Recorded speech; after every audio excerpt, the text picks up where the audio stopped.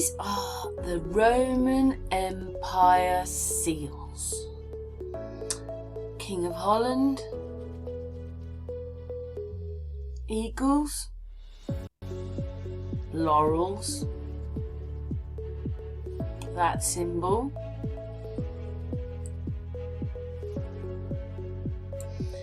this one almost looks like the United Nations one. Just move the laurel round down there and you've got the United Nations.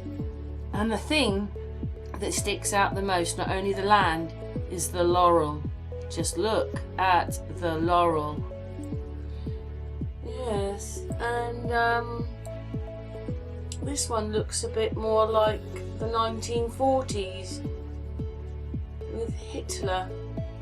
And of course, always is this eagle, a double eagle, or yeah, double eagles mostly. Yes. Well, it's always in your face, but we never see it. You never see these symbols everywhere and realise what they mean. Everything always seems to go back to the Romans. It was Christian, he was talking about things, and we know the word as religion. But he was thinking it was more religion. And then when you get down here, a division of 3,000 to 6,000 men, including a complement of cavalry in the ancient Roman army. And they turned religion into religion. The Roman Empire.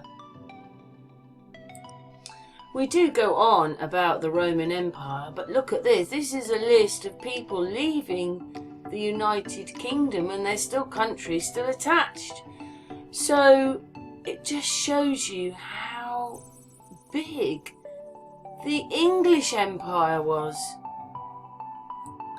I have to say that when I look at this and most of the flags, that these flags are actually part of this. Yeah, they might have different colours and some of them just have lines on them, but you see there's lines on here and triangles and crosses and crisscrosses, and when you actually look at the maps you realise how many of them come from, not map, flag. I'm talking about the flags. But anyway, it was the Roman Empire I was looking at.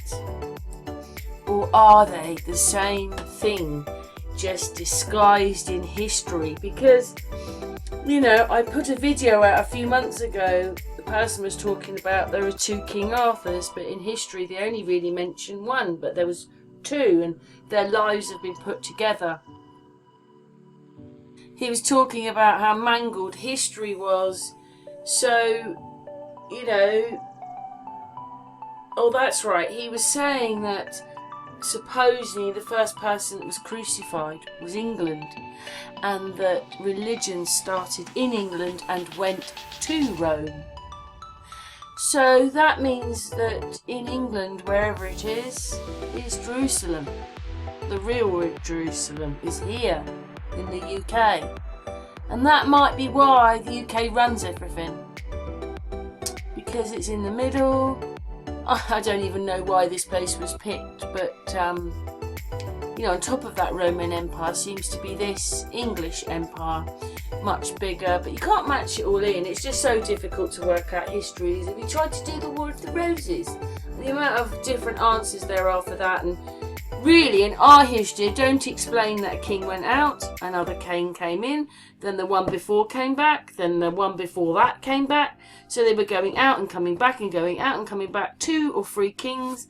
And they don't really explain that in our history, that kings were maybe there for 2 years, out, another king in for a year, out, then the last one back in again, and then the one before that back in again. So it was just the same kings swapping places, and obviously one was French. So it's all a bit crazy, isn't it? Because I don't even explain that properly in history. And I wanted to explain the War of the Roses, but I saw so many different versions. I was thinking, well, how do I put my take on that? I'd have to talk about 9 to the dozen and go for half an hour and fit it, you know, because it's so deep and there's so much of it that everybody's talking really fast, and in the end you just don't, it's just too complicated. But it's probably meant to be. That's the whole point. But, you know, I just don't think people realise what we're living, and well, I don't think they do at all. But, yeah.